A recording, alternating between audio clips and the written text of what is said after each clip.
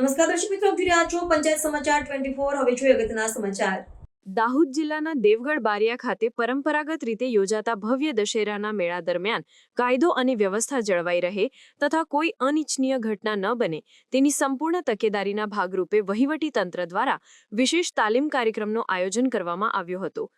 Police, આરોગ્ય, અગ્નિશમન અને મહેસૂલ વિભાગના કર્મચારીઓ સહિત અન્ય સુરક્ષા કર્મીઓને કટોકટીની પરિસ્થિતિઓમાં કેવી રીતે પગલાં લેવા તેની જાણકારી પૂરી પાડવામાં આવી હતી। મેળાના સ્થળે મોટી જનમેદની એકત્રિત થતી હોવાથી સમગ્ર આયોજન વ્યવસ્થિત અને સુરક્ષિત રીતે પાર પડે તે હેતુથી આ તાલીમ અત્યંત આવશ્યક ગણાઈ રહી છે। તાલીમ કાર્યક્રમમાં સુરક્ષા અધિકારીઓને ભીડ નિયંત્રણ એટલે કે ક્રાઉડ કંટ્રોલ, ત્વરિત પ્રતિભાવ એટલે કે ક્વિક રિસ્પોન્સ, શોધ અને બચાવ એટલે કે સર્ચ એન્ડ રેસ્ક્યુ તેમજ પ્રાથમિક સારવાર એટલે કે ફર્સ્ટ એડ અંગે ઝીણવટભરી સમજ આપવામાં આવી હતી। મેળાના સમગ્ર વિસ્તારને સંવેદનશીલ ગણીને વિવિધ સ્થળો પર ચોક્કસ સમયગાળા માટે કયા પ્રકારની કાર્યવાહી કરવી તેની રૂપરેખા તૈયાર કરવામાં આવી હતી।